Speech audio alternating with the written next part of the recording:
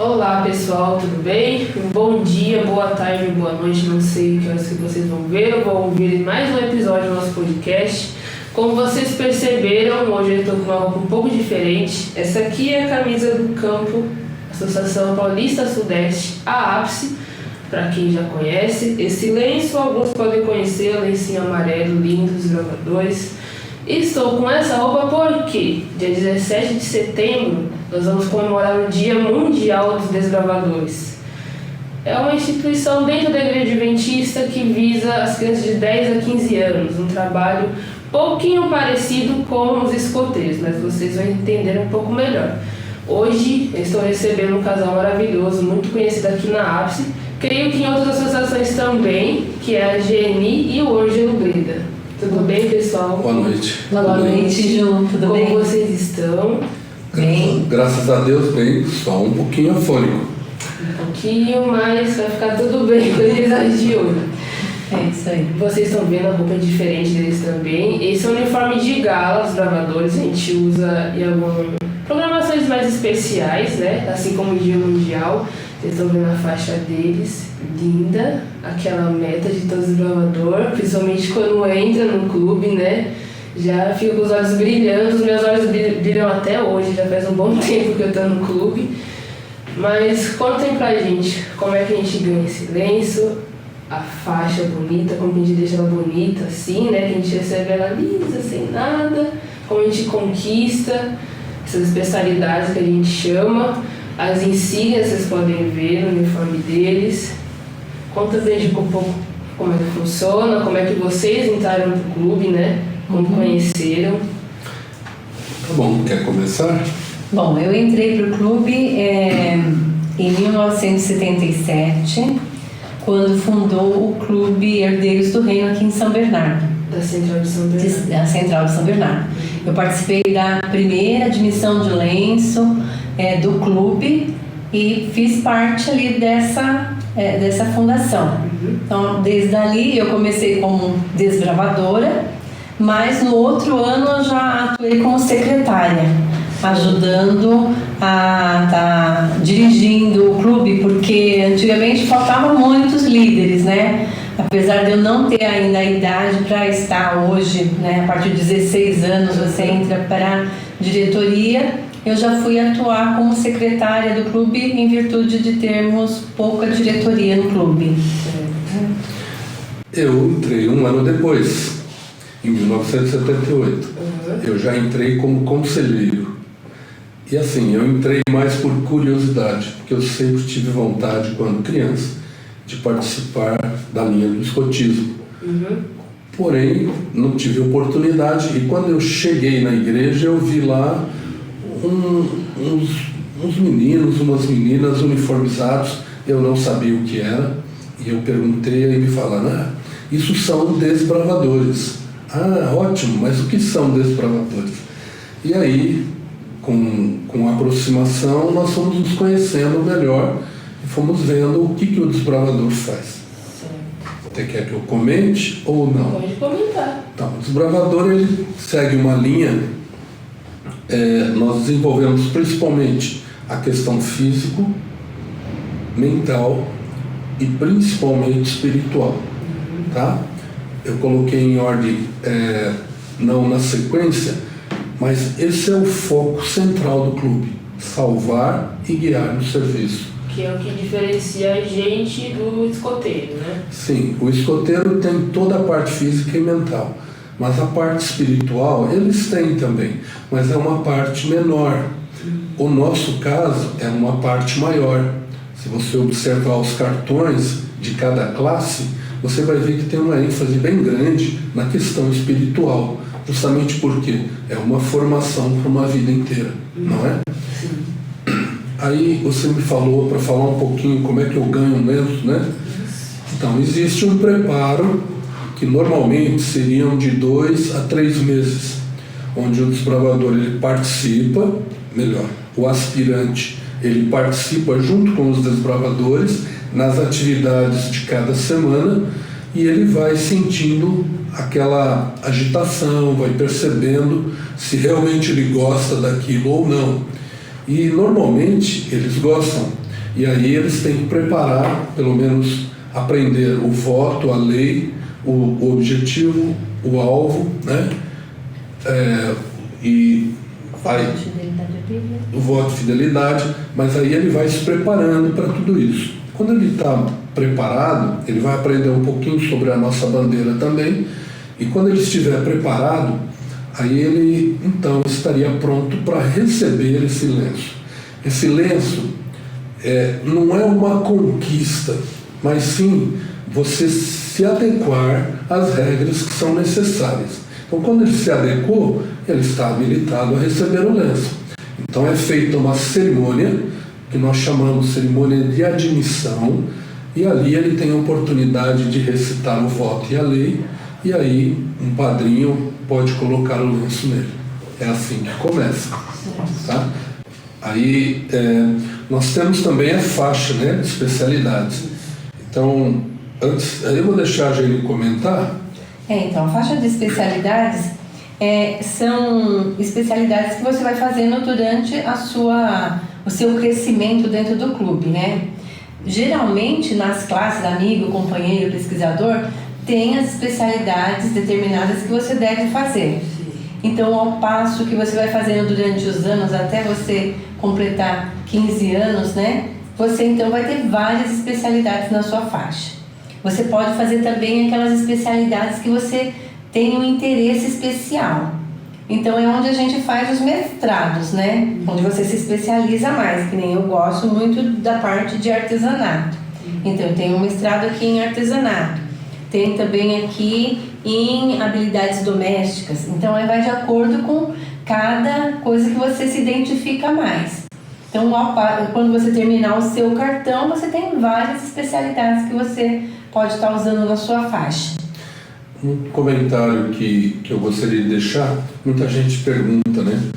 Nossa, você tem uma faixa muito grande, muitas especialidades, como é que você conseguiu isso? Eu vou dar uma dica aí, anote aí. É o seguinte, se você fizer entre 5 e 6 especialidades todo ano, você vai ter mais especialidades do que eu tenho, quando você atingir a minha idade. Deu para entender? Dá para competir com o Breda. Então, assim, teve anos que eu fiz 8, teve anos que eu fiz 1, mas na média, deu uma média de 5 a 6 especialidades por ano. Então, se você fizer uma média dessa, ao atingir a minha idade, com certeza você vai ter muito mais, tá? Antigamente, eu vou só comentar, você podia usar 2 faixas. E aí, como o nome é faixa de especialidades, então foi tomado também uma posição para aqueles que têm muita especialidade retirarem os trunfos da faixa e colocar só especialidades. No meu caso, a minha só tem especialidades. A minha também. Eu tirei os trunfos, então a gente passa a usar os trunfos no colete, né? Então aí você tem o colete vermelho, agora nós temos coletes aí dos campuris também. Então aí você pode dividir, né? Em um colete você coloca os trunfos, nos outros vocês colocam as medalhinhas, né? Aqueles pins. Então dá para fazer várias tipos de ornamentos aí nos coletes.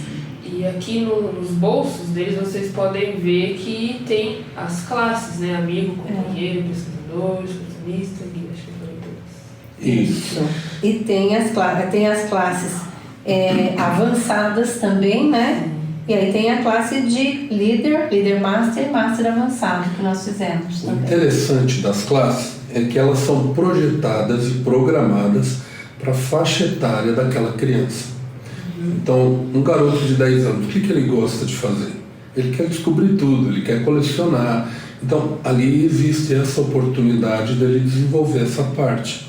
Companheiro, ele já começa a mudar um pouquinho o perfil. E aí vai até chegar à classe de guia. E nós temos, para uma classe de desbravadores, nós temos uma avançada. E nós temos 3 classes de liderança. Normal, que é a classe de líder, a classe de líder master e depois a classe de líder master avançado. Então, como é que você chega lá? Primeiro, Se você entrar com 10 anos no clube, você vai passar até os 15 anos fazendo uma classe por ano. Você vai conquistar as 6 classes ali. Ao completar 16 anos, você tem a oportunidade de fazer a classe de líder. Só que você não pode ser investido ainda. Você só pode receber o PIN e completar a sua classe quando você atingir 18 anos. Tá?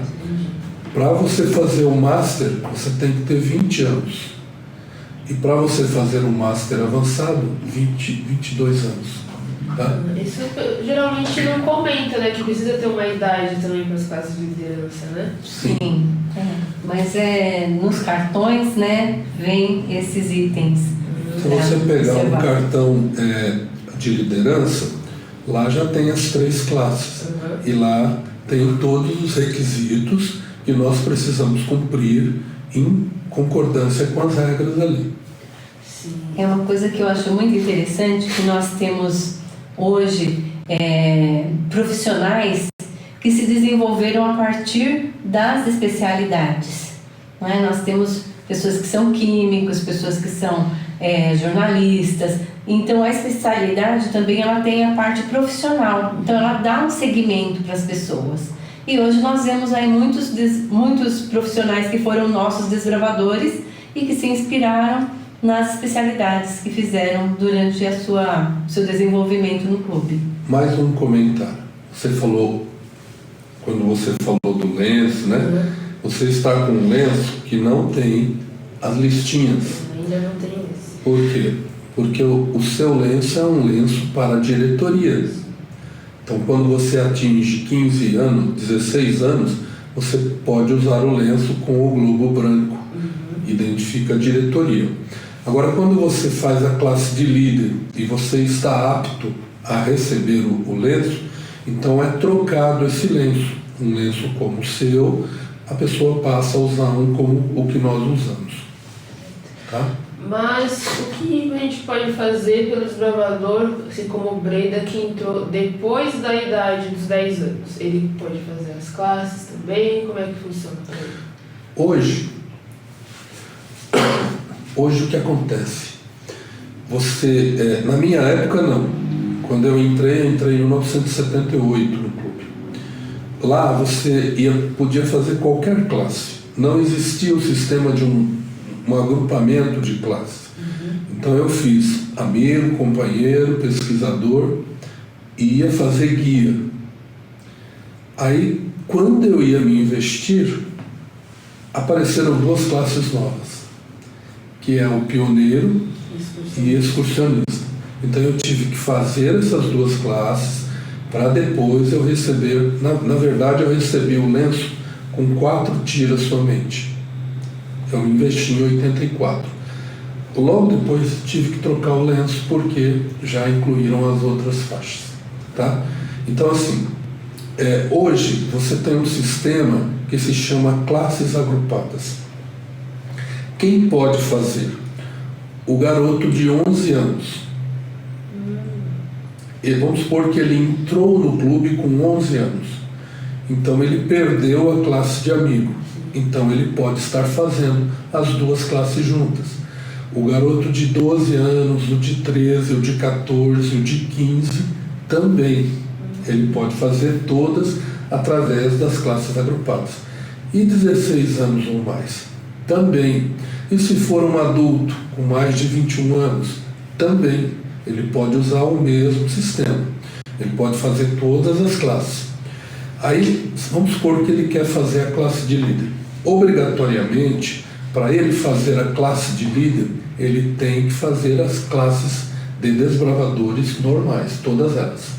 Ele não pode pular alguma classe e fazer a de líder. Para você fazer o líder master, você já tem que ter as classes avançadas. Você não pode fazer se você não tiver. Então assim, existem as regras que estão vinculadas, tá? E você fazendo agrupadas, você recebe todas de uma vez só. Tá bom? Então é um sistema que foi criado depois, né? Que nós já tínhamos feito. E uma curiosidade interessante, tanto ela como eu, nós fizemos as classes preliminares. O que são as classes preliminares? São as classes que hoje os aventureiros usam. Ah, sim, luminares, ajudadoras, tá? Então, nós já tínhamos feito no modelo antigo, tá?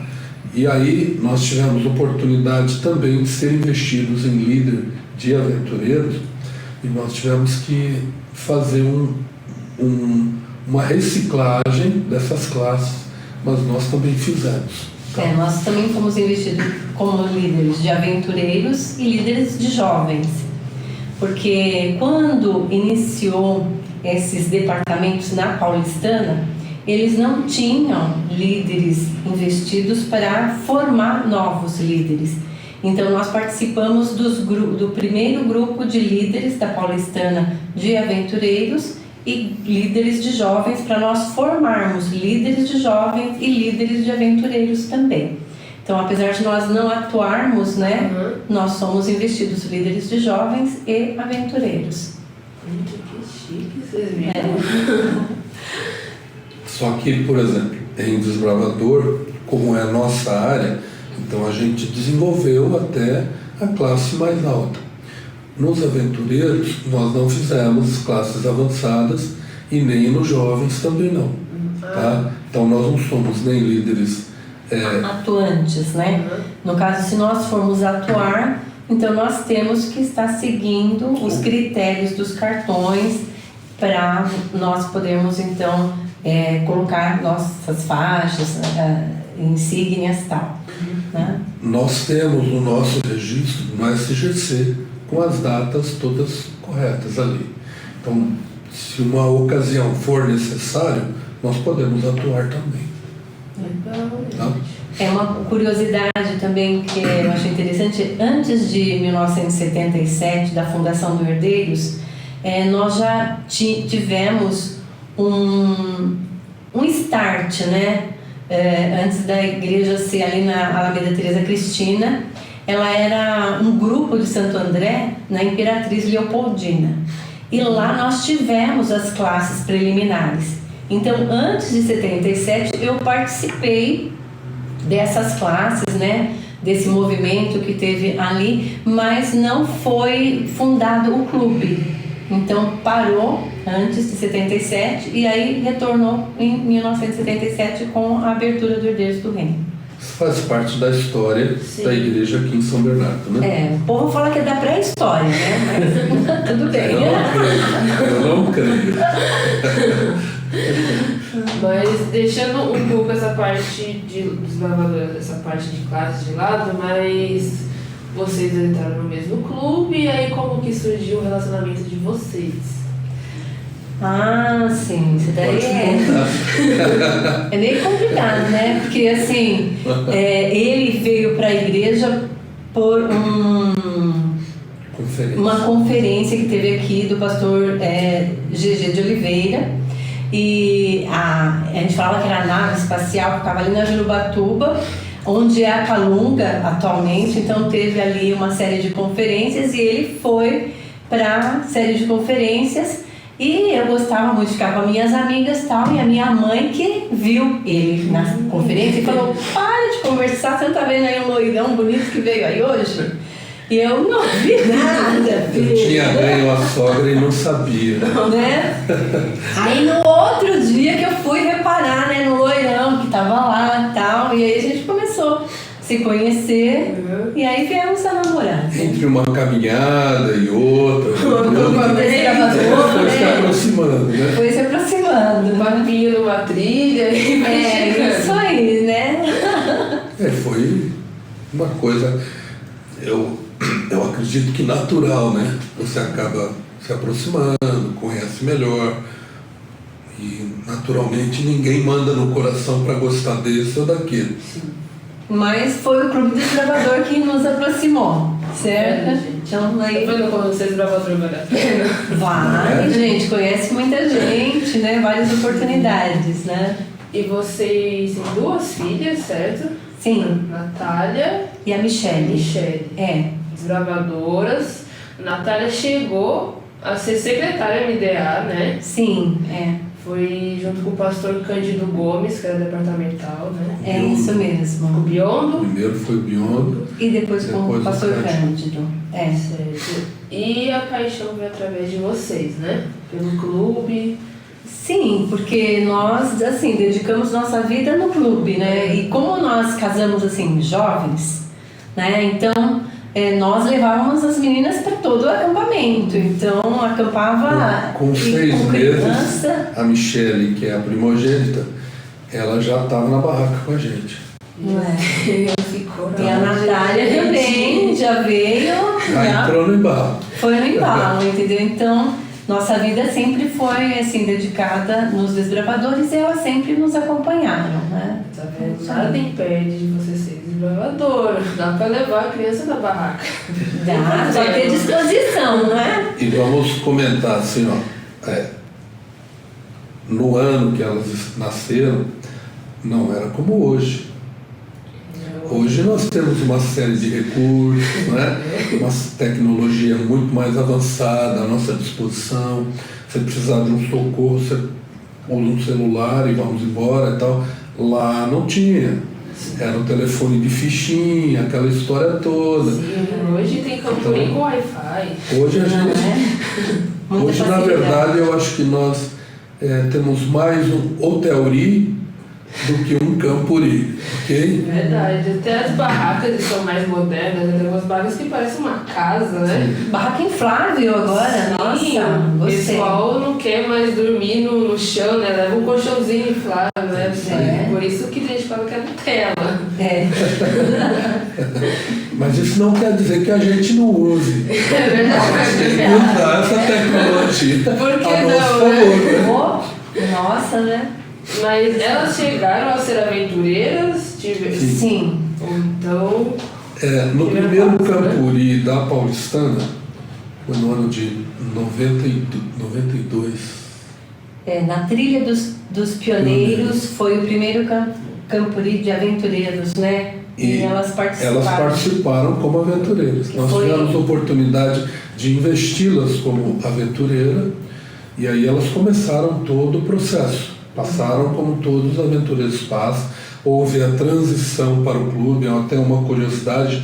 A Michele, ela não queria ir para o clube dos bravadores. Eu levei ela uma vez, eu não gostei, pai, eu não queria saber e tal. Aí eu conversei com o diretor, que na época era o Neilson, hoje não é ele mais, mas ele ficou até o ano passado. Eu conversei com ele e falei, Neilson, eu não sei o que você vai fazer, mas vamos mudar o perfil da Michele aí. Ele falou, deixa comigo. Aí eles fizeram uma gincana, aí quando nós fomos buscá-la lá, como é que ela voltou? Ah, nossa, semana que vem quero ir no clube de novo e tal. Toda animada, né? E aí não saiu mais. Aí embalou. será que foi assim que surgiu em 12 horas dos aventureiros? Pode ser, né? Pode ser, né? Para quem não sabe, no Campuri, para as crianças de 9 anos, né, mãos ajudadoras, existe o 12 horas, o tempinho que eles saem lá fazer uma convivência com o restante do clube para ficar 12 horas numa barraca. Às vezes tem o fogo, né? Tem um cross, né? Joga as crianças na lama para já sentir como é que é. Eu tive a oportunidade, eu acho que 2018, de fazer o 12 horas com a classe lá, meus ajudadores, né? Sim. E assim, para mim foi uma experiência muito, muito gratificante. Por quê? Porque geralmente as crianças têm medo de dormir numa barraca. Só que nós fizemos um trajeto, uma caminhada com eles à noite, eles com lanterna, os conselheiros deles juntos. E aí nós chegamos na área de acampamento. E quando nós chegamos na área de acampamento, aí nós fomos colocando o pessoal, cada um na sua barraca. De 115 aventureiros, somente 3 quiseram sair dali. Então eu achei que foi uma média muito boa. E eles voltaram assim muito satisfeitos. Então, para mim, eu acho que foi uma experiência muito boa, mas eu acho que para eles também. Isso preparou para que eles ingressassem nos desbravadores, né? E isso acabou virando um esquema mesmo para que a gente possa dar essa oportunidade para eles, né? E para os desbravadores, existe um 12 horas para a pessoa, para a criança sair, né, do desbravador e ir para a diretoria? Não, mas existe, às vezes, no Campuri, um 24 horas. O que é o 24 horas? Eles vão para um acampamento à parte dentro da área de acampamento. Só que ali as atividades são meio... como é que eu... Rústicas. Não, meio em segredo, né? Não são divulgadas, mas ali existe um trabalho todo de preparação desses jovens. Geralmente é o pessoal de mais idade, não chega a ser um preparatório para a diretoria, mas é uma experiência que amadurece eles também, né? Não é nada assim, nós vamos, não. É um trabalho diferenciado que a gente faz com eles. E a grande maioria dos campuris existe esse 24 horas. Tá? Certo. E recentemente eu encontrei vocês no curso, né, de capitães, secretários e conselheiros. Né? Sim. Na opinião de vocês, qualquer desbravador vira um conselheiro? Não, eu acho que tem que ter aptidão, né? Eu acho que tem várias áreas dentro do clube que as pessoas podem atuar. Ou secretária, né, conselheiro, instrutor, mas o conselheiro é uma pessoa especial. É aquele que tem uma afinidade com a garotada, que fala a língua da garotada e que vai influenciar a vida desse garoto para o lado espiritual. Então, eu acho que o conselheiro é uma pessoa que tem que ter uma aptidão diferenciada. O conselheiro, na minha opinião, como diz o manual, é o elo de ligação entre a diretoria e os desbravadores. Ele, como disse a Geni, ele tem que ser cativante. Às vezes, a minha primeira função foi como conselheiro. E eu vou dizer, foi muito pepino que eu tive que descascar. Porque uma, não tinha aquela experiência. Segunda coisa, as crianças não eram como as de hoje, mas aprontavam também, não é? E eu tive que lidar com alguns casos que não eram agradáveis de ser lidados, né? Mas a gente foi aprendendo também com o dia a dia, com todo mundo. Para ser um conselheiro, ele tem que gostar das crianças ou dos adolescentes mais novos, tá? Se ele não gostar, não dá certo, tá? E para ser um regional? Regional? Aí é com ele aqui, né? Um regional, ele foi convidado aí para ser regional e teve algumas etapas para vencer.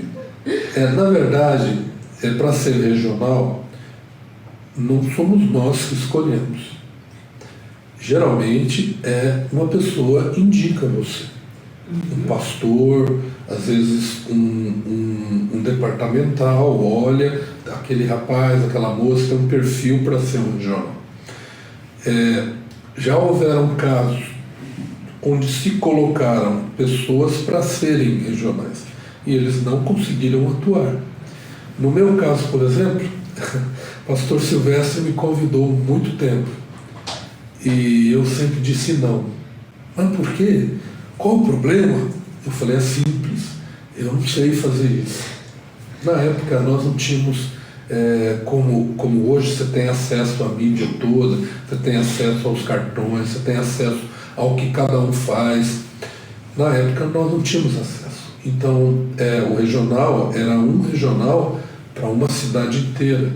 Quando eu assumi como regional, isso no ano de 93, eu assumi o que é a ápice no Planalto hoje.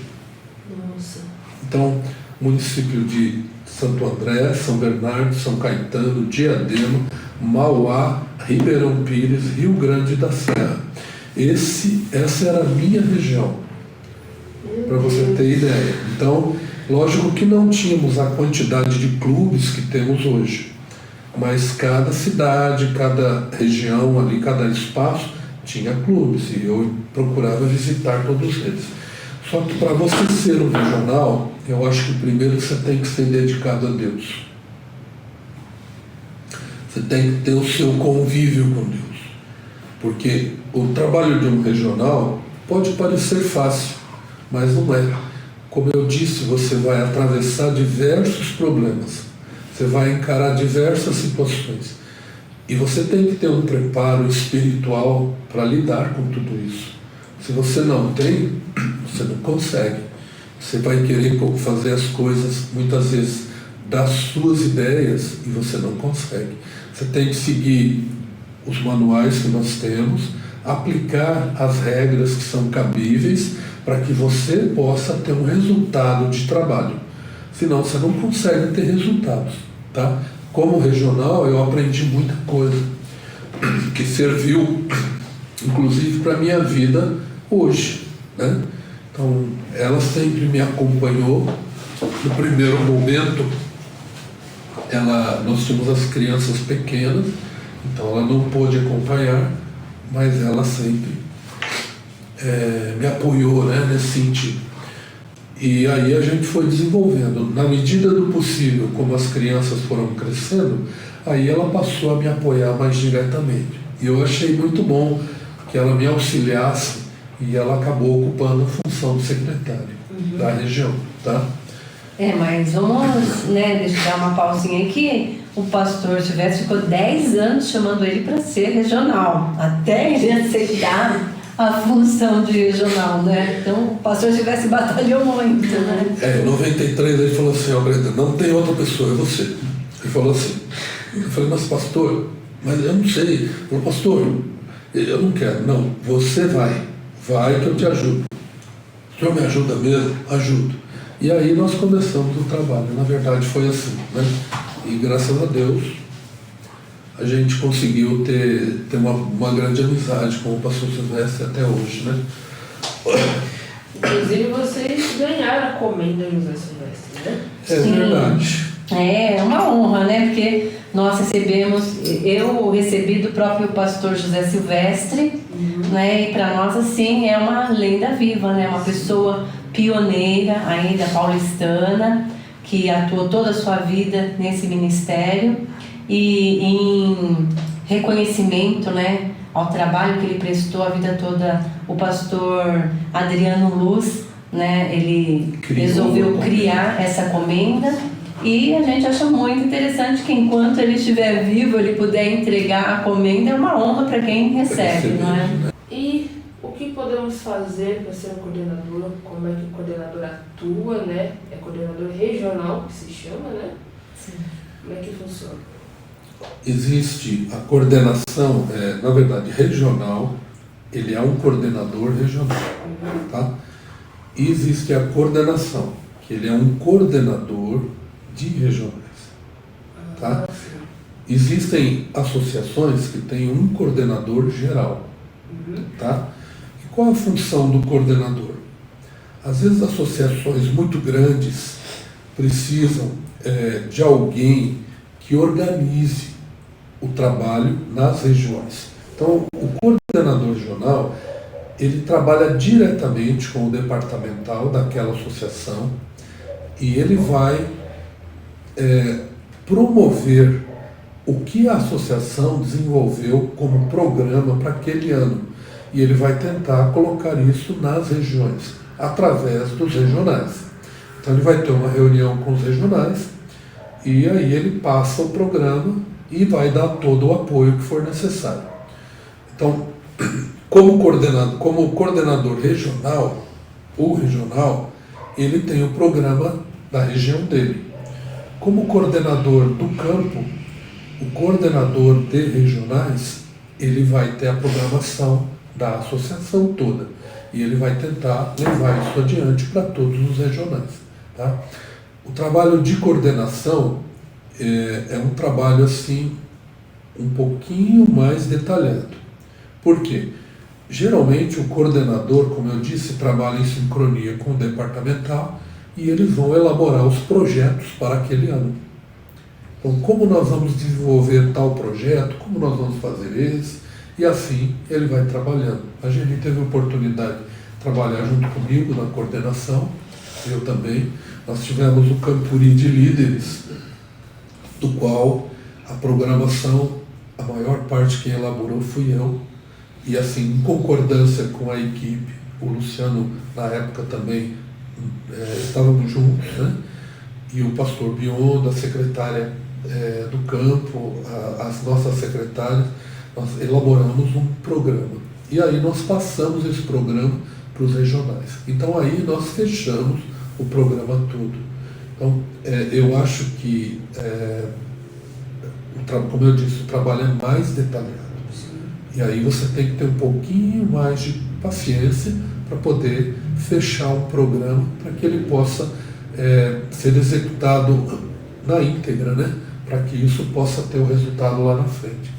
Você já deve ter percebido, nos campuris, as crianças, muitas crianças, elas pedem para ser batizadas ali. Sim. Por que isso? Porque o programa foi elaborado com esse intuito, levar a criança aos pés de Cristo. Então, o trabalho do coordenador, ele tem que ter isto em mente. Como é que eu vou atingir a criança? Como é que eu vou atingir aquele jovem? Como é que eu vou motivar ele a participar disso tudo? Então, ele tem que estar ali, numa aliança muito perto com Deus, para que possa realizar isso. E conta alguma curiosidade de algum campuri, trilha, uma coisa que vocês fizeram, passaram por algum apuro? Bom, acho que sempre que é mais marcante assim na nossa vida foi o acampamento de líderes, né, que nós fizemos nas cavernas, qual aquela região lá? No Petar. No Petar, né? Que nós entramos com os líderes em uma das cavernas e... Na verdade, nós fomos convidados a acompanhar um grupo um regional que montou o esquema para isso. Eu não estava atuando como regional. E nós estávamos lá com 40 e poucas pessoas e nós estávamos no núcleo Caboclos, lá no Petar, mas no núcleo Caboclos. E nesse núcleo, as cavernas são um pouco distantes. E nós fizemos uma caminhada de 4 quilômetros, entramos numa caverna e aí aconteceu algumas coisas que a Geni vai contar. Então ali dentro tem uma caverna embaixo e tem uma em cima, não é? Então, para passar para de cima tem uma passagem bem estreita, dá para passar só uma pessoa. Então subiram as meninas para a caverna de cima e o resto do grupo ficou embaixo esperando elas fazerem o trajeto. Só que na caverna de cima tinha um enxame de abelhas que atacou aquelas meninas. Na verdade, assim, a caverna abaixo da superfície, você está andando e tal, chega um local, havia uma rampa, você subia, nessa subida tinha um patamar, depois você ia descer de novo para continuar a caverna. E nesse estágio aí, as moças subiram primeiro. Só que mulher, assim, ela tem uma habilidade tremenda em começar a conversar, né? E aí, o que aconteceu? A guia falou, gente, tem abelha, né? Vamos falar baixo e tal. E uma abelha entrou no capacete da Ana, uma participante lá do Herdia do Reno, e aí ela começou a gritar. Aí as abelhas se alvoroçaram. Começou a gritar e alvoroçou tudo. Aí o enxame começou a atuar e atacar as pessoas, né?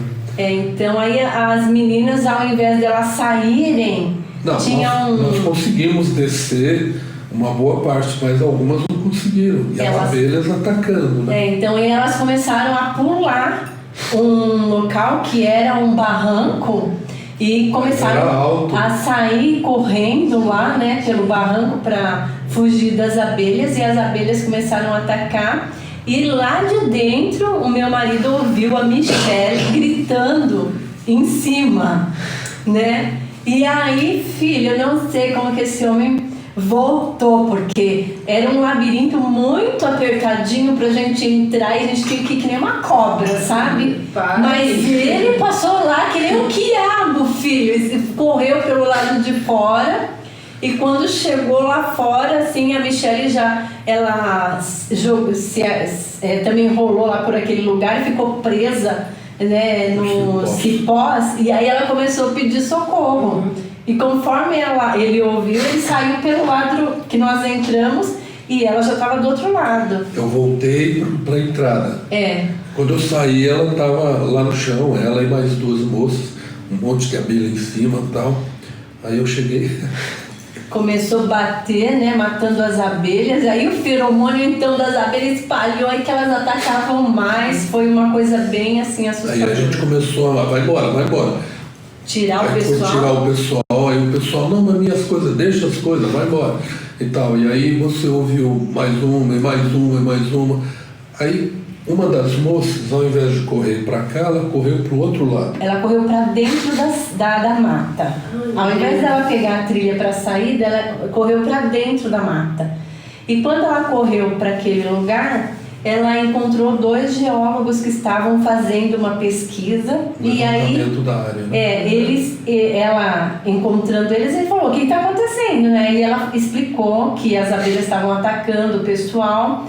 E eles tinham um anti-histamínico que eles então foram e deram para as pessoas que estavam mais atacadas da abelha. E durante esse período aí, então teve o índio, né, o Edson, que é aqui do Herdeiros, ele saiu correndo os 4 quilômetros e foi até o acampamento. E chegando lá, tinha a Georgina, né, que estava lá. Lá era o seguinte: o celular não pegava. Não pega. Mas ele chegou lá naquele momento, ele falou: Georgina, abelha está atacando o pessoal. Aí ela ligou, pegou, já falou com o bombeiro, já vieram 6 viaturas.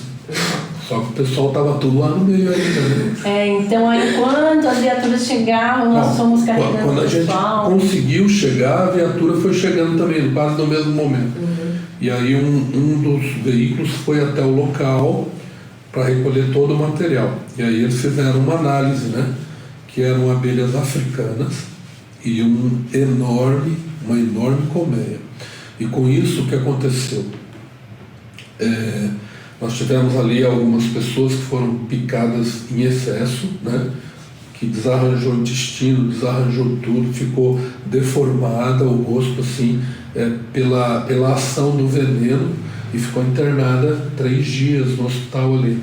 Então, uma coisa que nós fizemos também para estar ajudando foi colocar argila, né, onde estavam as picadas, para tirar um pouco do veneno.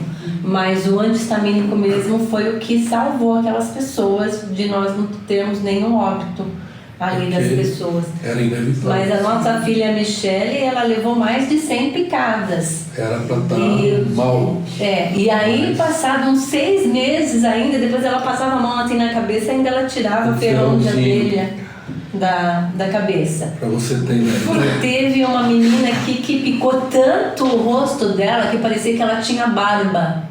De tanto ferrão que ficou, assim, aquelas pontas pretas, tudo assim no rosto. Assim, tal. Parecia um monte de espinha ou barba, sabe? E aí você falou assim: essa moça ficou internada e passou aí até 15 dias depois, aí que foi desinchando, foi voltando ao normal. Ela, graças a Deus, sobreviveu. Esse foi o episódio mais marcante, assim, da nossa vida desbravadora. Gente, cuidado com as trilhas e com as cavernas, por favor. Outro detalhe aí, teve um episódio num Campuri, uma criança, depois que já havia encerrado o Campuri, resolveu entrar na piscina. E várias crianças entraram, só que ninguém percebeu que ela deu uma apagada e nessa veio a falecer. Então também foi marcante, foi o Campuri lá da AP de Tatuí, né? Que nós participamos também, infelizmente foi no final, mas ficou... Sim, também um clube aqui de São Bernardo também, né? Eu lembro desse caso. Conheci a menina. Era o pessoal do Falcões. Falcões da Serra, né? Do Riacho, né? Centro. Então, a gente comenta porque, assim, são momentos muito difíceis. Quem está na liderança sofre com isso. Vocês não sabem, mas em 91 eu fui para a mídia também. Nós Fui saímos televisionado. Vocês dois? No COI, o COI foi atrás de nós. Porque nós fizemos uma caminhada bem longa, Biritiba-Mirim a Boracéia. Isso dá uns 65 quilômetros. Nós estávamos num grupo de 54 pessoas, né? E aí nós entramos na mata e andando, chegou um determinado momento, a trilha sumiu. Havia chovido aquela semana e deve ter tido um vendaval tremendo, árvore caída, parecia que passou uma máquina fazendo terraplenagem ali, que remexeu todo o solo. Aí nós procuramos a trilha, não encontramos, eu só chequei a nossa carta, eu falei, olha, vamos beirar o rio aqui, nós vamos descer, vamos encontrar outro rio e ali a gente volta no nosso caminho aqui. E chegou um momento, como não achou, eu coloquei a carta na posição, no local que a gente tinha que chegar, traçamos o azimuth e fui fiel naquele azimuth. Até o momento que nós paramos, acendemos um fogo para comer alguma coisa, e isso apareceu um helicóptero. A gente não sabia, mas eles já estavam procurando a gente. Então, porque nós passamos a noite na mata com o pessoal. Não estava dentro da programação. Então, o ônibus que deveria nos pegar no final da trilha, você ligou, né, comunicando que nós íamos atrasar. Então, ele chegou e comunicou o posto rodoviário lá e o condomínio que nós íamos sair. Ele pediu para entrar dentro do condomínio porque nós íamos atrasar e que nós estávamos descendo. E aí eles então comunicaram o posto rodoviário e eles comunicaram o COI. E a gente não sabia. E eles passaram a noite nos procurando, não é? E quando nós acendemos a fogueira, então o helicóptero do COI veio e parou em cima e desceu o pessoal lá do COI, então para desceu 2 soldados, fazer o resgate. E aí o soldado, ele falou assim, o tenente vai vir aí, vai descer e tal, mas esse tenente não vinha. Nós acendemos o fogo de novo, aí ele desceu e falou, olha, quantas baixas? Eu falei, nenhuma. Quantos estão machucados? Eu falei, nenhum. E como é que vocês passaram a noite sem comida? Eu falei, quem disse que nós estamos sem comida? Aí eles ficaram meio assim, né? Ele falou, não, eu estou assumindo daqui adiante e tal. Eu falei, bom, tudo bem. E aí eu falei, pessoal, o tenente está assumindo aí, nós vamos sair daqui e tal. Aí tudo bem.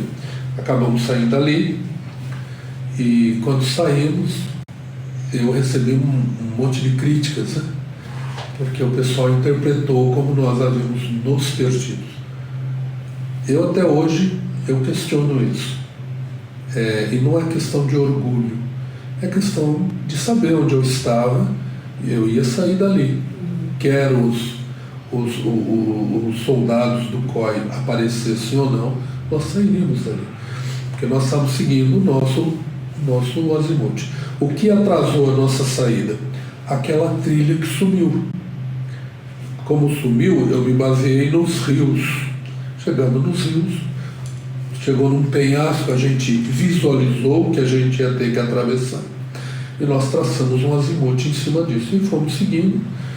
Para que você tenha ideia do ponto que nós estávamos, nós andamos 600 metros, pegamos a trilha de novo. Você entendeu? Então, assim, por isso que eu questiono. Nós não estávamos perdidos, nós estávamos no caminho, só que em determinado momento entramos num lugar diferente, por questão da ação da natureza. Então, eu estou citando isso, esses 3 eventos, como eventos um pouquinho marcantes para nós, porque pode acontecer com você, tá? E se acontecer, você tem que manter a calma, pensar o que vai fazer e tomar uma atitude adequada para cada situação. Então, às vezes a gente acha que vou fazer uma especialidade de mapa e bússola, né? E aprende de qualquer jeito. E aí na hora que você se vê mesmo em necessidade de usar o seu conhecimento, então aí a pessoa não tem a base necessária. Por isso que nós falamos assim sempre que você quer ter uma especialidade? Faça os itens direitinho, estuda. Por mais que passe o tempo, alguma coisa daquilo vai ficar e você vai poder utilizar em algum momento na sua liderança. Sim. gente, não faz copia e cola, né? Estuda. Ctrl-C, Ctrl-V, né? Estuda mesmo, porque alguma hora você vai usar, né? Seja no clube ou não. É verdade, né? A gente fala assim que o Clube dos Desbravadores é uma formação para a vida. Então aí cabe a você como você vai se preparar como líder. Então, para o amanhã você atuar. Só uma curiosidade, o pessoal questiona às vezes, você tem um monte de especialidade, você sabe fazer tudo isso? Olha, principalmente as práticas, que são as minhas áreas mais atuais, mais ativas ali, nós pintamos nossa casa, nós instalamos todas as tomadas, reformamos toda a parte elétrica, tudo isso a gente faz. Ai, gente. Então, o desbravador ensina. Tem muita coisa, né? Ela mesma fez muitos cursos, principalmente na área de costura, corte e costura, fez vários cursos, ela é muito boa nisso, tá? Então, fica a dica. Aí, especialidade com a Geni, olha, com a dica. Agora, pra gente encerrar essa entrevista de hoje, eu queria que vocês deixassem uma mensagem para os gravadores e futuros gravadores. Certo. Bom, a minha mensagem para o desbravador é você sempre fazer o seu melhor na área que você está estudando, né? Não fazer de qualquer jeito, mas você pesquisar, você procurar coisas práticas para fazer, aplicar o que você está estudando, é uma formação para a vida. Não é isso daí. Eu tenho a seguinte dica para você. Muitas pessoas eu sempre motivei a fazer a classe de líder. Por quê? Porque o jovem, ele te olha como modelo. Se você usa um lenço deste, principalmente de liderança, você tem que tomar cuidado. Tá? Por quê? Porque quando você fala uma palavra ou rude ou uma palavra desagradável para uma criança, aquilo marca ela. Então, se você gosta de ser desbravador, gosta de atuar, você tem que ter equilíbrio, tá? E muito equilíbrio na sua liderança. Quer você faça parte de um clube ou simplesmente auxilie, tá? Por fora, você tem que ter muito equilíbrio. Lembrar do verdadeiro líder, que é Jesus Cristo. Quando você se coloca nas mãos dele, ele pode fazer muita coisa através de você. Então, entenderam, né, gente? Esse lenço aqui, principalmente aquele colorido, pesa. Então, tome muito cuidado com o que você faz, com o que você fala. Principalmente se você é membro da diretoria, você é um exemplo. E vocês, desbravadores de 10 a 15 anos, também cuidado com as suas amizades, o que você posta, cuidado com os TikTok, pessoal, vocês estão sendo vistos, tá? E sempre permaneçam dentro desse clube, ele muda vidas para muito melhor. Sim. Então, podemos orar para encerrar? Claro. Sim. Senhor meu Deus, muito obrigado, Pai, por mais esse episódio do podcast. Que o Senhor possa continuar nos abençoando e principalmente o Clube dos Gravadores, Pai. Nós vamos comemorar mais um dia mundial e é mais um que está mais perto de comemorar contigo, Pai, que vai ser mais especial ainda. Que o Senhor continue abençoando esse ministério, que nós possamos levar muitas e muitas almas para Ti, para chegar naquele grande dia de ter o melhor campo do mundo. É isso que eu te peço, Pai, eu te agradeço em nome do Teu Filho amado Jesus Cristo. Amém. Amém.